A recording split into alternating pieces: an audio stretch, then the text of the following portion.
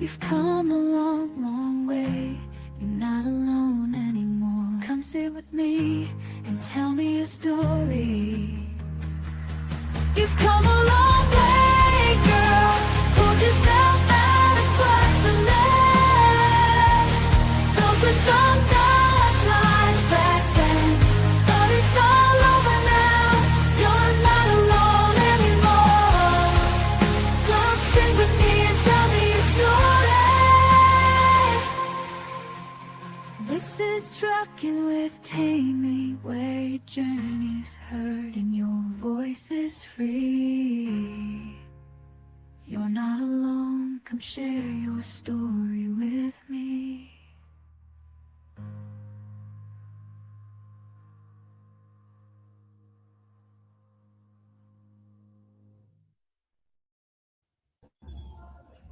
Hi, before we get started, I do want to remind our listeners that the views and opinions expressed on Trucking with Tamie are those of myself and my guests and do not necessarily reflect the views of the station or its affiliates. This program is for informational and entertainment purposes only and should not be considered professional, legal, or safety advice. I'm your host, Tamie. So tonight we're going to take a step way beyond the driver's seat, and we are going to look at the bigger picture of the industry that we're all a part of. So joining me is Jennifer Morris. She is the founder of Ship Happens and a supply chain professional with over 20 years of experience. She has built a platform around breaking down logistics in a way that actually makes sense, and she has fun doing it. So, because let's be honest, drivers, brokers, shippers, they don't always see eye to eye. And a lot of that comes down to a lack of understanding on all sides, right? So, tonight we're going to have a real conversation about how this industry works, where Jen thinks the disconnect is, and what needs to change. So, Jennifer, welcome to my show. Thanks for having me. I'm so excited. Me too. I am a huge fan of Ship Happens, and if anybody's been on my website yet, they will see I have a little section over there for Jen and her Ship Happens. I want to make sure I say that right and then say the other Ship Happens article. So you are a breath of fresh air in the trucking industry because you are very unfiltered, and this is how it is. That's like the nicest way to say that. Honestly, no fluff. Yeah, that's a great. I'm gonna steal that actually. Yeah, I've been in this industry for a long time, and the thing is like when the men are really unfiltered, like nobody cares. Nobody even bats an eyelash at it. But the second that somebody like me comes in and has like strong opinions and like doesn't back down or wants to just tell it really plainly and not use all the jargon that's involved, it's seen as like so controversial and weird. And I'm like, I guess I'm happy to be the person pushing the boundaries, I suppose. Yeah. And we appreciate you for doing that. But you're not just coming out here throwing out opinions from an uneducated perspective. I mean, you have years in this industry. Yeah, I try not to think about it too much, to be honest. I'm like, wow, I'm getting old. But yeah, so I started in 2005, or 2004 actually. And I've been kind of all over the place. I've been in a large brokerage. I've been in a small brokerage. I've worked on like the customer side of things, like booking freight for customers and like direct. And it gave me a lot of like breadth of understanding of the gaps and the holes and like the things that you see and the things that people just kind of sweep under the rug and are like, we'll deal with that later. And then they just never deal with it again. So it's my favorite two words. It's trucking. Oh yeah. Yes. That's so true. Actually, I hear that all the time. That's just the way it is. I'm like, that's a terrible reason. Honestly. So how did you make that decision to get into transportation 20 years ago? Oh, I didn't make a decision per se. I just kind of just showed up one day. No, I was working in a city about 4-5 hours away from my parents and my family. And frankly, someone in my family got sick and I wanted to be closer to home. So I was like, and I had always wanted to move into Toronto anyways. So I was like, okay, I'll just get a job, whatever it is, and then I'll figure out what I'm doing later. Like I'll figure out where I'm headed after that. And I just happened to get a job with C.H. Robinson, and they hired me. They kind of fostered me a bit. And I actually enjoyed my time there quite a bit. In most cases, there were some things that I did not love, but they're a great training ground, to be completely honest. It is a very much like sink or swim situation, but if you're good and you have like the skills that it takes to make it in this industry, you can do quite well.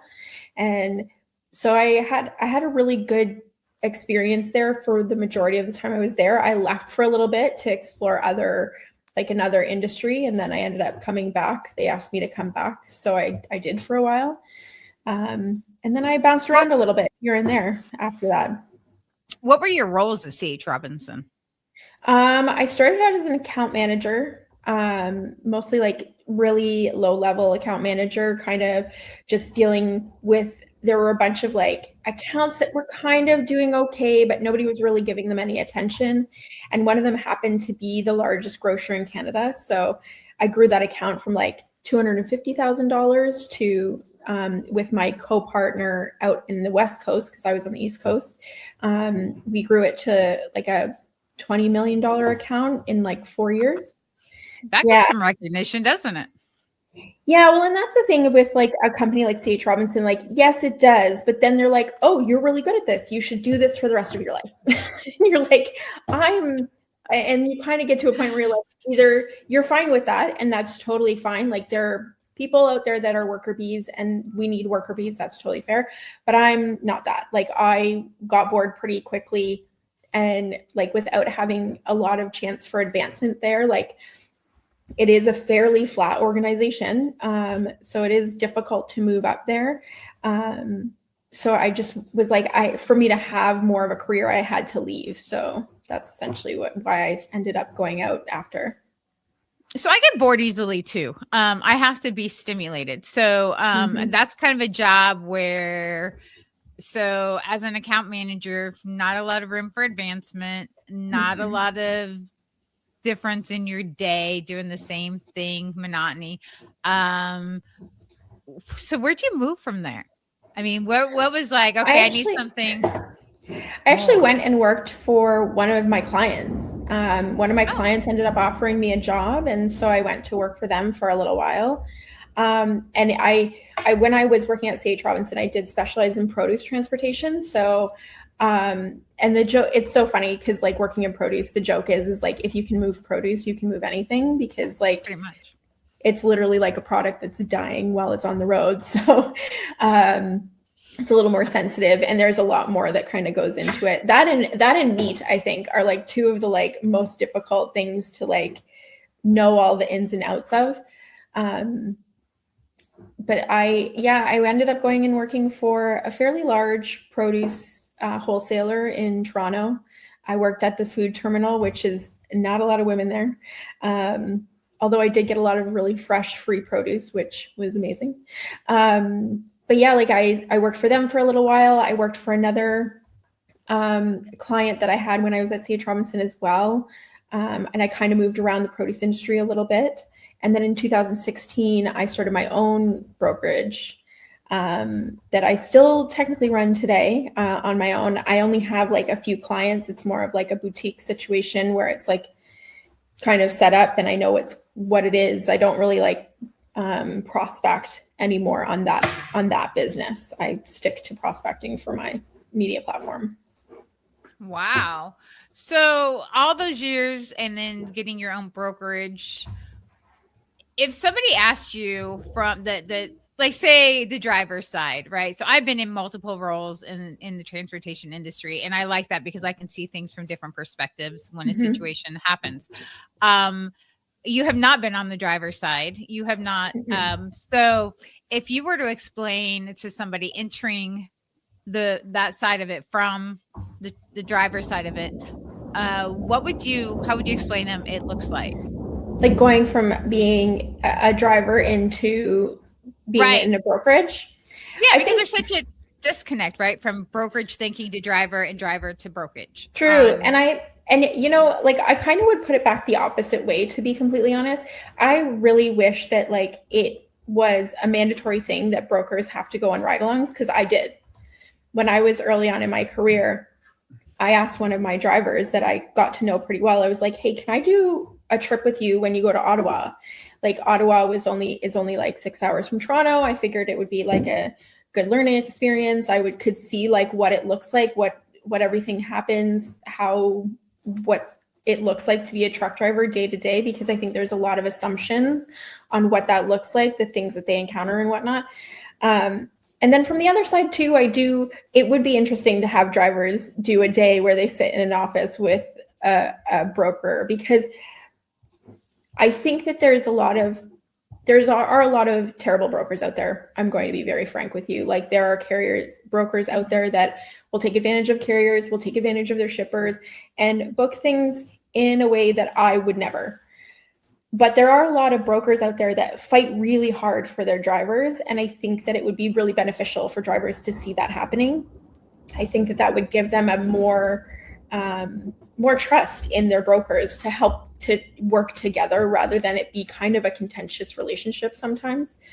I think it could save a lot of things and breed a lot of empathy as well. Yeah. So brokers don't know everything that a driver goes through in a day, but on the flip side, that drivers don't understand what a broker goes through either, because there's a lot of behind the scenes things that brokers deal with. The drivers are oblivious to. 100%. I think a lot of that stuff, especially when it comes down to organizing and like having to manage timing, all of those things, a good broker, and we'll stay in the realm of talking about good brokers, because obviously there's terrible brokers that don't do any of those things. But like understanding and knowing like what the shippers are and how they work, what their requirements are, even the weird things about the dock, like, oh, try and use door 2 because door 3 is and some of these things. And even like when I'm dealing with a new receiver, like I'll Google map it and I'll like be zooming in from like from this satellite position, being like, okay, is it like weird? Is it like really great? Like, is there anywhere to park? Is there a gate that they have to go to? Is there multiple gates? Do I need to clarify? Like trying to figure it out to try and make it as easy for the driver as possible when they arrive. I wish more brokers did that, because as a carrier, you know, I own 3 trucks and I did that before I book loads. Because I didn't want to send my drivers somewhere, you know, that was going to be a hazard. I wish more brokers did that, you know, and actually knew the locations a lot better than they do. Well, and ask the questions too, like especially with a new receiver. Like in Canada, cannabis is legal, and that's where I'm from, is Canada. And I have done cannabis shipments in the past. And when legalization first started, like we were making deliveries direct to stores. And I was like, okay, I need to like call them and be like, call the store and be like, do you have a back door, or are we delivering this through the front? Like, what are we doing here? Do I need, like, clearly I need a pallet, something like to get it around. And it was pretty crazy right at the beginning of all of that. Like there was some shipments that were going with like armed guards and stuff. It was really, really kind of a little dramatic, to be honest. But yeah, like doing that little extra work, like I'm of the thought process of like, I would rather do 2 hours of work on the front end than have to deal with a huge problem that's going to cost me 8 hours on the back end because I didn't do that due diligence up front. Because in reality, if I sent a truck to that store that didn't have a pallet jack and didn't know that they had to assist, like all of that stuff, I'm dealing with way more of a problem later on than if I had just made like a 10-minute phone call. And I think that that's something that in reality, I wish that especially young brokers that are coming into this industry, I think they just think that they pick up the phone and make some calls, book the truck, and then send off the confirmation and then never think about it again. And I'm like, yeah, in some cases, like I can do that now because I've set up some of my shipments that are regular to work like that. But I did a whole bunch of work on the front end to make sure that I know that place inside and out. I've never been to that warehouse, but I probably could walk you around that warehouse at this point, knowing everything about it. Yeah. And that's probably the difference between a successful broker and an unsuccessful broker, to be honest. Agreed. And the thing is with being a broker too, like you can do a lot of success with the like smile and dial and like just like the most inefficient way of doing things, in my opinion. Yeah, you can still make money that way. And I think that that's why there's still so many like not great brokers.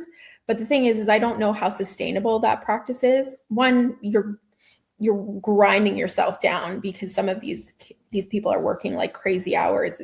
And I don't want any part of that. But also like you're probably burning carriers on the regular, and those carriers are never going to come back to you ever. Right. And they'll probably start talking about you as well.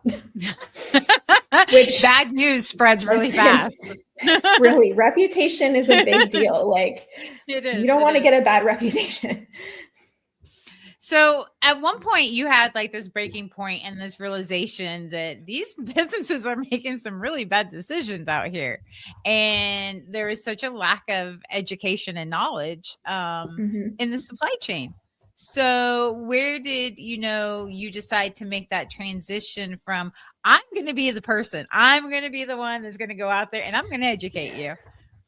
It was actually, so like I was, when I had my brokerage, I had friends, like they would send me like referrals and stuff for either like transportation or even some small consulting. And right in the middle of COVID around 2021, one of my good friends, she referred this guy to me. This is so timely. He made really bougie hand sanitizer stands. So funny to me even now. But he was struggling with shipping them. Like he was paying like a crazy price with FedEx, UPS, didn't matter who we went to. The price was really crazy. It was almost as much as the thing cost itself. So he came to me and he was like, can you get me cheaper pricing? And I was like, yeah, but the thing that you're shipping is considered oversized. Like, so I don't know how much better I can do, but I'll see what I can do. And then after thinking about it for a few days, I called him and I was like, hey, are you cool like redesigning your whole product by chance? Because if you can make it like unscrew in the middle and fit into a square box, I can save you way more money. And he was like, actually, yeah, I can totally do that. And I was like, great, here are your new rates. And he was like, I can't believe, he's like, I was just going to stop making this product. He's like, and it's like not difficult to make. And he's like, I'm so glad that I like came across you. And so that totally got me thinking. I'm like, how many other companies out there just give up on a product or a line of things because the shipping is too expensive? And they don't know. How many people look at a product and say, how can I change this product to make shipping more efficient? I mean, literally, how many people do you think would do that for a customer? And this is the thing. There are some people that would, and I don't know how many. And that was the other thing. I was like, these people that have these small businesses, not a lot of them have access to a person like me. And so, or somebody that knows the industry well enough to understand that it's an oversized product, and that maybe if we were able to somehow fit it into a regular size box, because the box wasn't in the dimensions, like the space that it was taking up was the same. The dimensions were the only thing that changed. And the weight was still the same. So I think anyone that has some decent experience in this industry probably would have thought of that or said like, hey, like thoughts on your packaging. Can we look at that? And then you would have gotten there eventually. That's a question I ask all the time now. I have friends that start clothing businesses and things like that. They'll send me their packaging and I'm like, does it need to be this big? Why is this box so big? You're sending someone a bra. Why is it so big? And she's like, I want it to be a great experience. I'm like, it can be a great experience in a smaller box. I'm calling you later. Call me. Everyone, call me. I'll talk some sense into you. But yeah, like there's just so much out there, and it's difficult for a small business. Like that guy's job is to make random hand sanitizer stands, whatever it is. My friend's job is to like make clothing. Like, why would these people know the ins and outs of logistics, even down to things is like that are so day to day for us, like a customs broker? I thought about that right at the beginning, and I was like, why would any of my friends know what this is? So I asked my mom if she knew what it was. And she's like, I could take a guess, but I don't know. And so I realized that that's not a day-to-day thing. Like if people aren't working with cross-border freight or even marketing or something in the realm where they're touching this, they're not going to know what that thing is. And so I started going through a lot of the jargon that we use in our industry. And when I first started, I was posting on Instagram and I was doing every Wednesday, I did like Jargon Wednesdays. And it was just like putting out things like, what are Incoterms? And then defining all of those and like just a lot of things. What's a reefer? Even because like if you say reefer in Canada, you get a way different thing than a truck. So if you say it outside of trucking in the US, you get a way different thought process. Exactly. Well. And so like I was like, yeah, like these things are just so common for us. And like I think I see it when people are doing pitches or talking to clients, new clients, they use the jargon and then you can see when someone's like, they don't understand, but they don't want to be stupid. So they don't ask. And so I started being like, okay, what are other things that will save them money too? So like things on people's invoices, like defining all of the terms on an invoice so people know what they're paying for and what they should and shouldn't be paying for, what's an added cost, what they should be asking for backup for, that kind of thing. And so like I got some good feedback and then people asked for longer form content. And so that's when I started the website in 2023. I started the website, but I started posting in 2022. So you got the Ship Happens blog on the website, and what different parts did you? So you have a regular blog, and then you have a series that you do. Yeah, I do have a series. Gorgeous Girls Work in Supply Chain. Yeah, which is amazing. The name was a joke too. It came from a meme that I had seen. And I was like, oh, wouldn't it be funny if I just started? Because like also I had seen like, I forget which outlet it was, but I had seen some features and like the last like 5 were like all men. And I was like, where are all the women? I know there are women in this industry. I interact with them all the time. Where are they? And so I was like, I'll do it. I'll be the one to feature them. And so I only feature women. And the aim is every 2 weeks, like every other week, I feature a new woman on the platform. And if she touches supply chain, then she can be featured on my platform. I don't charge because some platforms do charge to have people on their website, which is so weird to me. But you do you, man. Like you want to do that, like I guess. But it got like some pretty good responses. And like I had women like messaging me being like, I'm so excited about this. This is so cool. I think that it gives me like someone else to look up to, not just the men in my office. Like there's only men in my office. There's no women here. So like your blog is giving me other women to like look up to and see somebody else that looks like me maybe. And I was like, that's really nice. And then some of the women that I've featured as well, they're just like, oh, like one woman, she even was like, oh, my mom, I sent her this and she told me that she was so proud of me and she hasn't said that in a really long time. And I was like, oh my God, that's so nice. I love that. Yeah. Well, we don't do Gorgeous Girls here, but we do Women in Transportation as well, because there's so many people that don't know all the different parts of it. You know, it's an amazing industry and it's so vast. There are so many moving parts to it. So 100%. You've had a really good reaction from the industry then since you started this. I mean, mostly. I've had some not so nice comments and DMs and stuff. And I'm like, I don't know, if my content's not for you, it's not for you. Like, that's fine by me. Like, not everybody is for everyone. You know what I mean? Like there are so many different outlets and so many different. So we were talking about everybody else's opinion and you said their problem is their problem, basically. Yeah, their problem is their problem. And like my favorite response too, because like I've had a couple of men reach out on my DMs on LinkedIn and be like, well, why don't you feature men? Like, I would love to be featured. And I'm like, well, maybe you're just not featurable because there's a dozen other platforms that feature men all the time. Why you want to be on this one? This one's for the girls. Leave me alone. Yeah. So, I mean, you know, So it happens.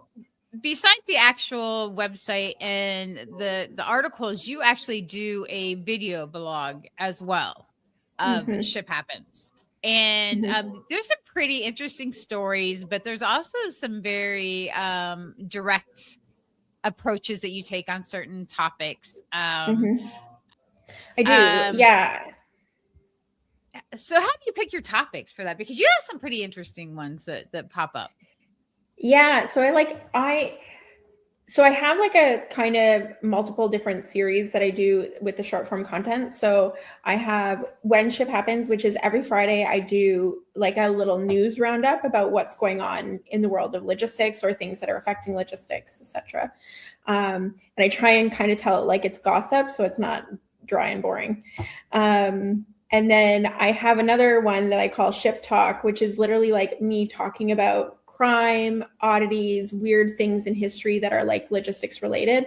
So I've covered everything from like ancient Roman grain to like maple syrup heist in Canada. I did the Kit Kat heist as well. And then the most recent one that people are really obsessed with is the olive oil mafia, which is the one that I put up yesterday. And it talks about how like a good chunk of the olive oil sold in North America is likely not olive oil or not good enough to make the grade extra virgin olive oil. So it's so interesting. And honestly, like I just start searching for like things. I use AI to do some research. And then once I get that, I like start going through all the sources and try and find all the information.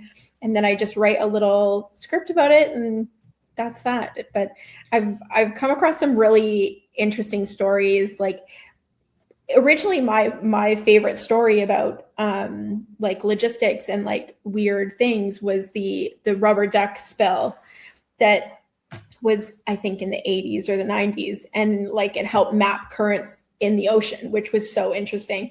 But now like there's so many new stories that I keep coming across. I'm like, oh my God, this is so cool. Like I love this, and I'm learning so much too on top of it. And then people message me all the time. So like about like how interesting some of these stories are, and that's so cool. And somebody was like, oh, like, can we get a follow-up blog about the olive oil thing? Like, can we get like a more in-depth thing? And I was like, sure. So now I'm like going down that rabbit hole. But there's one I'm researching. There's a new story I'm researching. Sorry, excuse me. There's a new story that I'm researching out of Italy, and it has to do with gondolas for apples. And I'm like trying to convince them to let me come and like tour their facility. So maybe I'll go to Italy this summer. Yeah, you are quite the international traveler. So you are everywhere, all over the time. Everywhere, all of the time. I can't even talk now. Yes. So besides the blog and the media company, you also do consulting. Occasionally, not as much as I used to. Now I kind of, I will, depending on the company and if I think I can truly help them. If not, I'll try and use my network to get them to the right person. Like if it's procurement, I know somebody that's really good with that. If it's looking at parcel, then I know somebody there, so I kind of try, if it's something that I really understand and have touched a lot before, then I'll definitely dive in. But if it's something where my network, because it's grown so much, if my network can really assist, then I'm happy to like pass it on to the person that makes the most sense. So where do you like to focus most of your energies now? So now I try and focus most of my energy on the platform, on Ship Happens, doing the content, making sure that I'm doing like reasonable content, making it relatable to people. I have like a litmus test. If I think that maybe I'm being too complicated in a blog, I send it to my mom. And then I'm like, And then I'll ask her, I'm like, do you understand what I'm saying? And she's brutally honest. And she'll be like, no, I don't understand. And so I'm like, okay, need to make it a little bit more friendly. And then I just keep going until she's like, oh yeah, I totally understand now. And I'm like, great. So I've educated you. Great. So now I can put it out to everybody else. So I want to keep focusing on that. And I want to make sure that the platform is helpful to people. And I've recently started hosting webinars with companies so that I can help with their getting out so that their product is more clearly understandable to people. I think one of the biggest problems that I've witnessed when I started doing this kind of work is that a lot of companies in our industry, there's so much tech that has come into our industry as we need. But the problem is like the tech people don't speak transportation and the transportation people don't speak tech. And then they're trying to communicate and they're trying to tell us what it does. And I want to make sure that these companies that do have some really great tech are able to explain it to our people in a way that makes it understandable and where it can fit into somebody's business properly. So, because right now I think a lot of people are just being sold a lot of jargon hype. And PR speak. Yeah. And a lot of hype that, yeah. And the thing is the hype might be totally valid, but the thing is if people don't know how to implement something properly, then you're just going to tack on something that might be useless to you because you don't know how to use it in the proper way. And so This is where that was one of the other areas that I was like, okay, how can I expand additional knowledge, making sure people are understanding some of these products that they might want to buy. So that's kind of what I'm moving towards now. You also hosted a webinar here recently that I was a member of that had women from all aspects of logistics in that. Is that something you're going to be doing more of moving forward? Yeah. So Supply Chain Social Club and I are probably going to, we've talked about it, but we partnered on that particular event. And we are looking at probably doing a women's only networking event once every quarter. I think people always say not always, but I get a lot of people pushing back being like, oh, why only women? And I was like, well, unless you've been to an all women's event, you can't really understand the difference between the conversations that happen when it's all women versus when there's men in the room. And it's no shade to the men that want to be in the room. I appreciate the fact that there are men that are no, we want to be there to support you and all that stuff. That's great. But we're just not at the point right now where every woman feels comfortable sharing her feelings about the industry with men in the room. No, it's just a fact. I'm part of a Midwest networking group of women that's here in the Midwest, and there are women from various different parts of the industry. And we actually had the girl that sets up the topics for each event. She makes a post afterwards talking, about who was there and then what the topic of the day was. And there have been men that have commented about, oh, those things don't exist because they haven't witnessed them or haven't been a part of the glass ceiling or the Matilda effect. Yes. Yeah. And that's part of the problem because, this is a safe space for women who, we are very underrepresented in this industry. And so it's a safe space for them to be with their equals and the people who understand the struggles that they face on a day-to-day basis.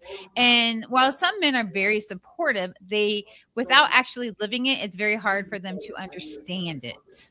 100%. And I think that that's something that I still stand firm in because we're just not there. I feel like people want us to be further along, which is totally fair. I was saying this on another podcast the other day that there is what I want our industry to be and what I'm pushing towards to make it. But there's also the reality of what it actually is right now. And the reality of what it is right now is women don't make as much as the men. There's not as many of us in this industry. I don't care how many women you see in your office. That's the problem is a lot of people go off of their anecdotal experiences of like, well, this is what I experience in a day. That's great, but that doesn't mean that's what the actual like world looks like in reality. It's kind of like when people, like, I had some really not great things happen to me in this industry. And for people to kind of say things like, oh, those things never happen. And I'm like, I hear that. Tell that to me sitting up against the door of my hotel room trying to make sure a guy doesn't try and come into my room because he followed me back to my room.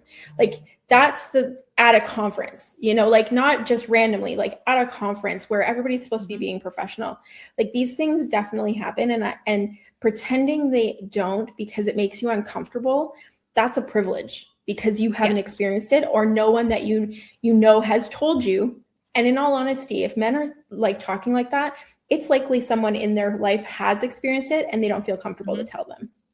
And I think that's hard. That's probably really hard for a lot of men to hear. But there are men in my life that I know that when I was working in one of my jobs, I had a bad experience and I didn't tell the manager at the time because I just didn't think that it would matter.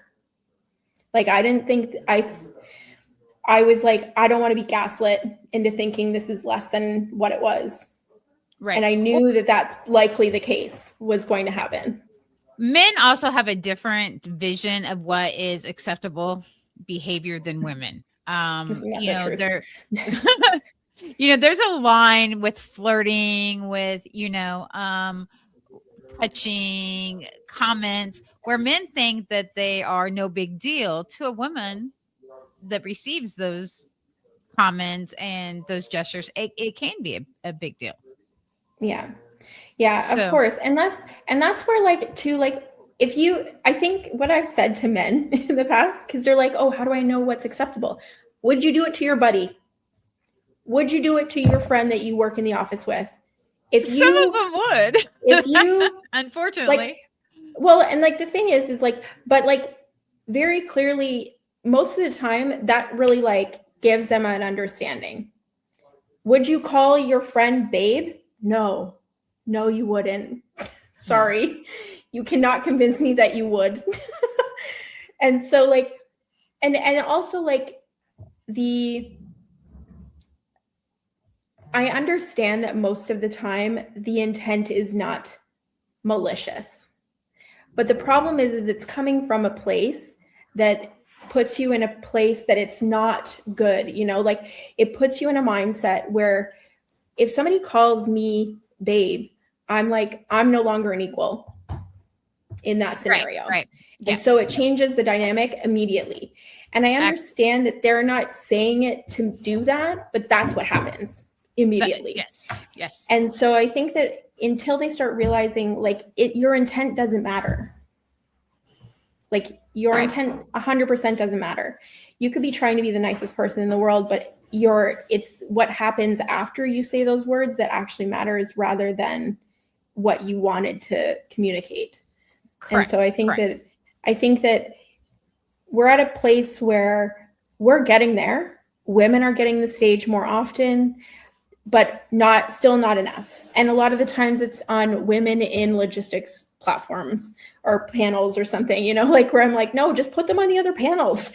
They don't need to be on a women's panel. Just put them on other panels so they can talk about the stuff they do rather than being a woman. So what do you think some of the representation issues are then? I mean, it's people tend to hire people like them. And I think that that's something that you really need to get out of that mindset of, like, first of all, it makes your organization very one note and flat and probably not very innovative. But also, if you're constantly hiring only people that look like you, you're going to have a bunch of yes people around you, and no one's ever going to tell you that you're making a wrong move. And nobody's perfect. You need people around you that are going to challenge you, challenge your views, push your company into directions that are going to make it bigger and better. And I think that sometimes that doesn't happen if everybody in the organization looks the same. Right. So, you know, there's a difference between visibility and the progress, right? And so if you're focused just on the visibility aspect of it, different people have different strengths, and if you are going with the same clone, you're not going to be able to introduce some strengths that your organization Correct. might be lacking in. 100%. 100%. So, It's very clear that the data is very clear that companies that have women in executive positions in their companies do significantly better than their counterparts that don't. And so like, it's a good business decision in reality. And I think that sometimes I get really frustrated because a lot of times people don't argue on data, they argue on their feelings. And I'm like, no, but the data shows that this is true. So yeah. I don't know what to say to you. People, you're in logistics. You're supposed to be thinking logically, not emotionally here. Oh God. Sometimes people are very emotional.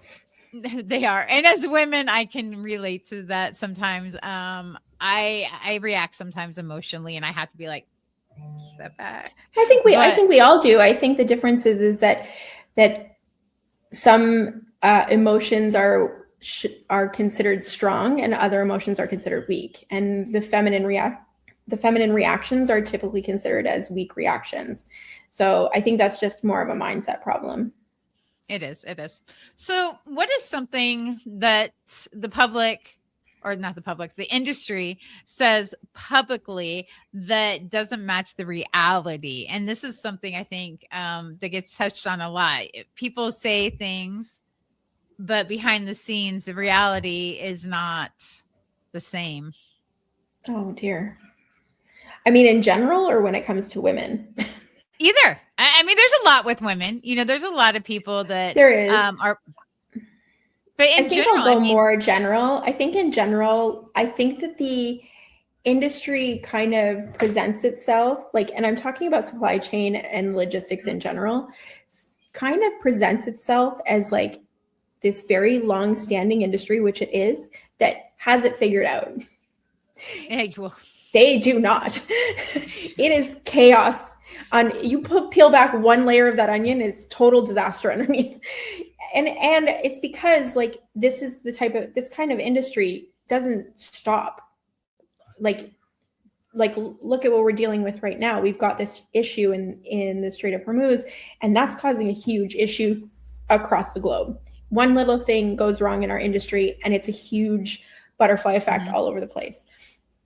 I think that the problem, and I can relate it to COVID as well, like when that happened and all of these supply chain issues started coming up, people were like, oh my God, COVID caused this. And I was like, nah, these problems were already here underneath the surface. It's just the whole industry was like a house of cards waiting for one card to be pulled out and for it to collapse. Because I wrote a blog kind of about this, about how there's all these like standard operating procedures that everybody has, and it like looks like everybody's really organized, but in reality, like those SOPs are like 14 steps long, and it's all been because those steps have been accumulated based off of like issues that happened once or twice. And so now like, oh, now you have to get Jack to sign off because somebody got mad, and oh, the client has to approve because somebody got yelled at in 2023. And like there's all these steps that have been added to make all this bureaucracy in our industry, when in reality, maybe that's not necessary, but there's no time to just sit down and break things apart and start over again. So it's a lot of like kind of trying to figure out, like, if you look at a standard operating procedure that you have for something, okay, what do we definitely need to have? And I think a lot of our industry doesn't really take the time to do that. They're just like, well, this is how we've been doing it. So,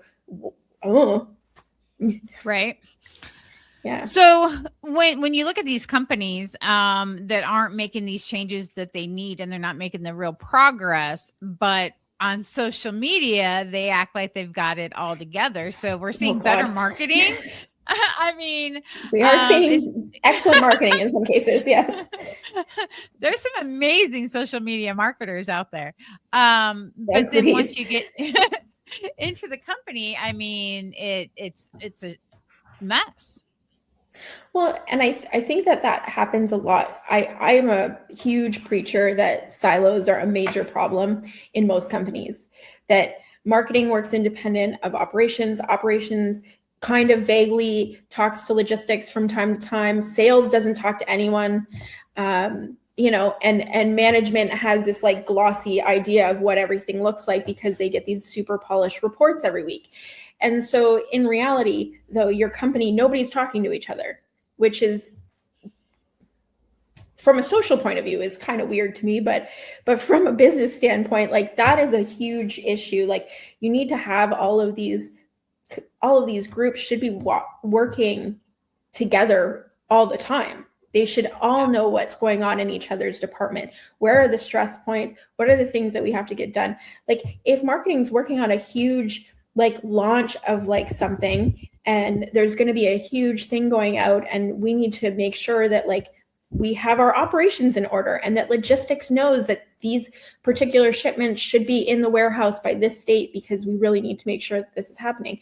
Like everybody should know about that. But more often than not, something happens with marketing, and then logistics is like surprised that they're like, all of a sudden they have to book 10 trucks when normally they're booking 2. So I think that that's where the silo problem is probably one of the biggest problems we have in this industry. And the funny part about it is, instead of encouraging people to just talk to each other, everybody's just tacking on more tech. And I'm like, yes, tech can be helpful, but like also just pick up the phone and call somebody. Yeah, communicate. Yeah. Have a chat. Go for a beer even. I don't know. Like get to know your coworkers. Come on, guys. Communication was your general ed. I mean, I'm pretty sure everybody had it in high school and college. They warned you ahead of time. Communication is imperative. It's important. 100%. Yeah. So if you know, there's a lot of problems in this industry, and there's a lot of solutions. People just don't like change. I mean, I hear that all the time. That is true. You know, one of my big things is training, and everybody's like, oh, you know, it's been this way. It's going to cost too much to fix it. And there are a lot of great solutions out there, but nobody wants to take the steps to implement change. So if you could magically wave your little wand and fix one, just pick one major issue that you see in logistics. One, you only get to pick one, maybe 2. What do you think would be the most important change to implement? That's I know it's such a difficult question. Although, you know, what's funny is because I asked that on my form as well. Like, what's one thing that you'd want to change? And I'm like, oh God, that's so. I don't know. There's a couple of things. First of all, I mentioned it before, and I think that brokers should have to do a ride along with a truck driver. Yes. If you're going to be, same with dispatchers as well. Dispatchers that work in the carrier's office, I think that it is so important for people to have a really good understanding of what it's like to be on the road. And then the other thing that I would, because like, I don't know, I'm just such a big proponent for truck drivers. I don't think they get the respect that they deserve. I think that they work very hard, and I think that they get a bad rap in a lot of cases. Are there bad? They do. Just like there are bad brokers out there, of course there are bad drivers, but there's a lot more good drivers than there are bad. And I think the bad ones are the ones that get the press all the time. And I wish that I wish that there was more support for truck drivers. I wish that there was more apps being designed for them, whether it be for their health, social life, because like one of the things I recognized super early in my career is some of the truck drivers just wanted to chat. Yeah. Just wanted to have a chat. And one of my favorites, he would talk to me all the time. I would talk to him at least once a week, and we'd have a good like 15-minute chat. And then at the end of the chat, he'd always be like, thanks for chatting with me. It's been really nice. And like, he came to the office one time and he's like, I really look forward to our chats every week. It's so nice. And it like makes me feel a little bit more connected. And I was like, oh, happy to. First of all, I love talking, so that wasn't a problem. But second of all, like, I think sometimes people treat drivers like they're resources instead of people. And they really need to be looking at them. These people are humans. They're doing their best. I don't think drivers want to be stuck in traffic. I don't think they want to get stuck with a flat tire or mechanical issue. Like, those things happen. And it's funny because I see so much blame getting shifted all the way down to the end. And I'm just like, no, like sometimes things just, They should have an exchange program for that, you know, where the driver can like a hang out. little like a ride along program. Yeah, or like I or think like it would be great. You could call it bring your driver to work day. Yeah.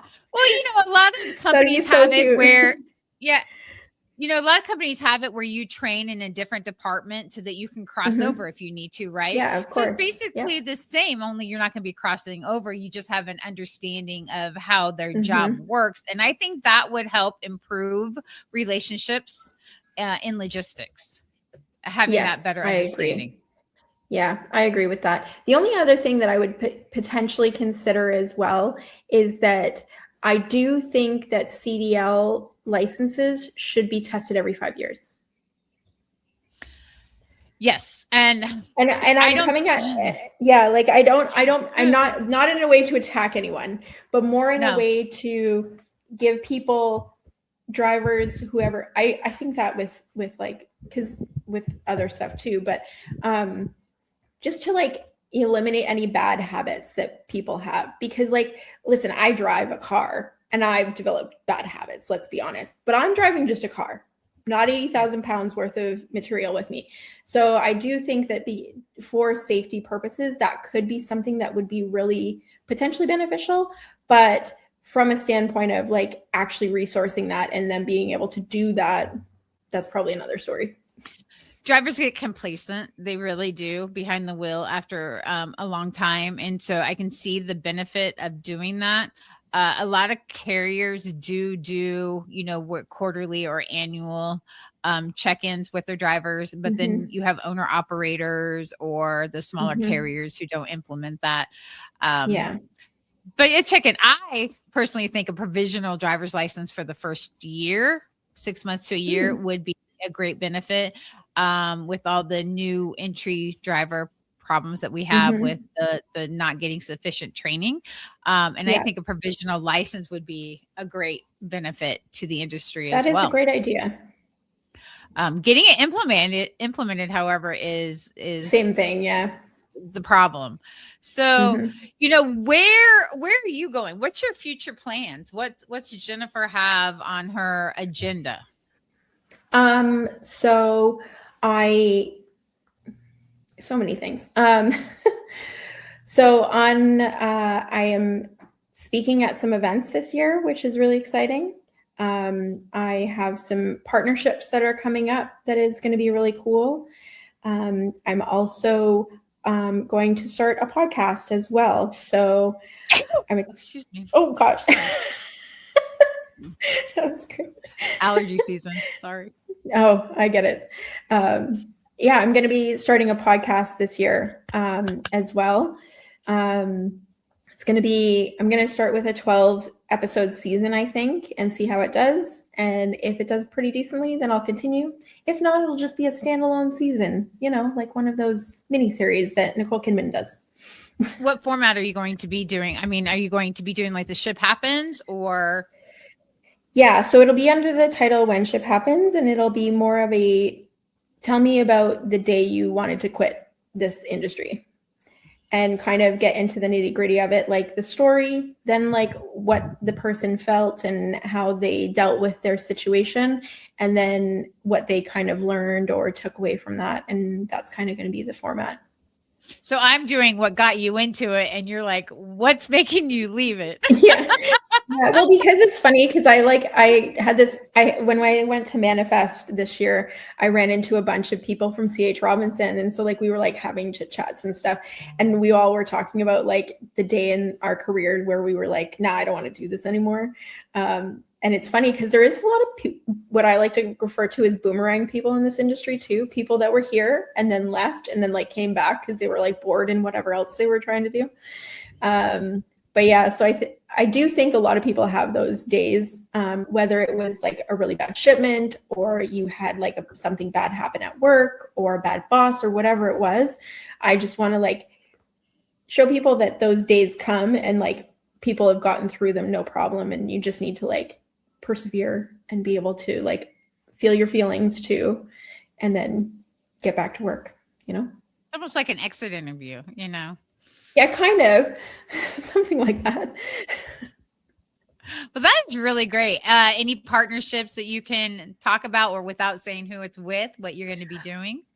I can actually say one. I'm going to be doing a webinar next week with Axio Work, which is Alibaba.com, their AI platform that helps small and medium-sized businesses kind of do a lot more work with a lot less resources. So, and I've been testing it out, and it is very impressive. So I'm excited to do that. That's going to be fun.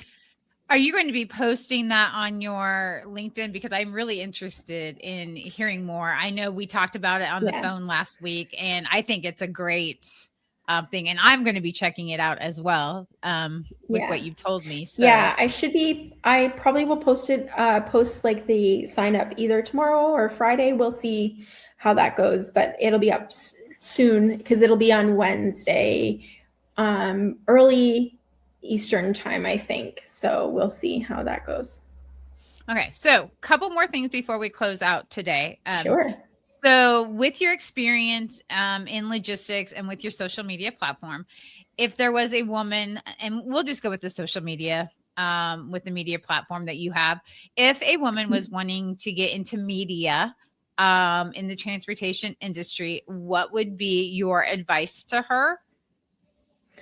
Find a niche that you want to pursue, because there's so much going on in this industry. And I kind of made this mistake at the beginning of just like going everywhere, trying to cover everything. It's impossible. Find somewhere where you're like, this is my niche. It's okay to branch out from that from time to time so that you learn new things and kind of branch some of those silos together. But you don't need to go down rabbit holes of industries you don't really understand. I definitely think that the niche is very important. Like, my niche is education of small and medium-sized businesses and people in the industry wanting to understand other areas that they don't work in. That's literally where I stay.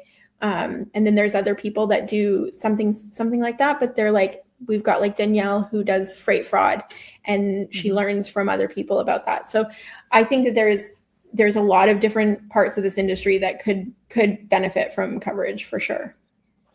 And what kind of income expectations could a woman expect to have in the media aspect? I mean, it depends on your ethics of how you want to do this, right? Like, I want to maintain my control over my editorial. So for example, like, you can't buy your way onto my platform. You can be a sponsor of the platform. You can be a sponsor of the podcast. You can be a sponsor of the short videos and things like that. I'll partner with people to do explainer videos of their tech, sure.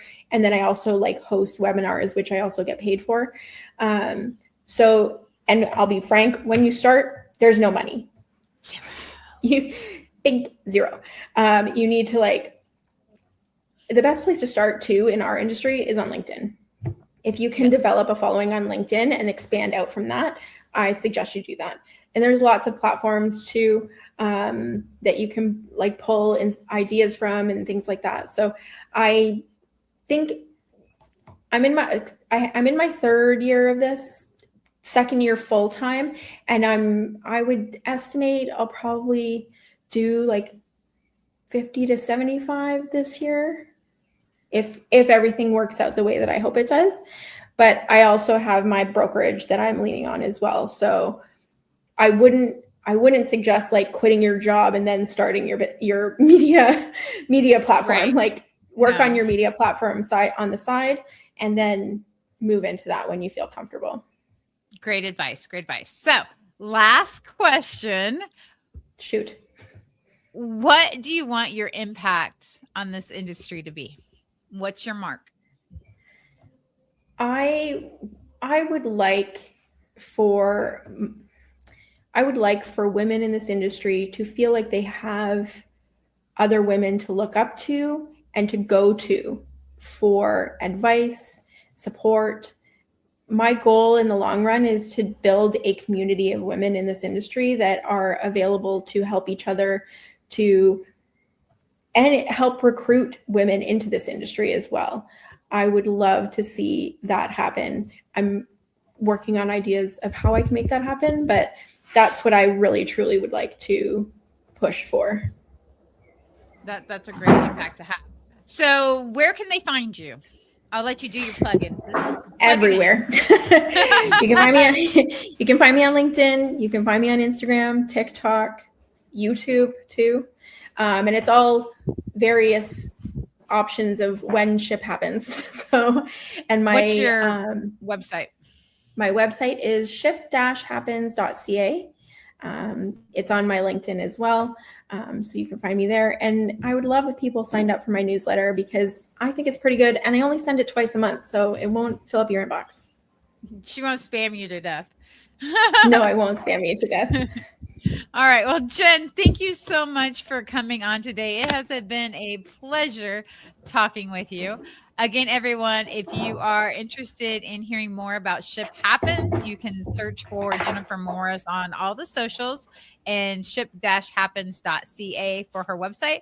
Or you can go to truckinwithtamie.com, go to our Freight Minds tab, and she is on there as well. Everyone, have a great day. And thank you for listening to Truckin' with Tamie.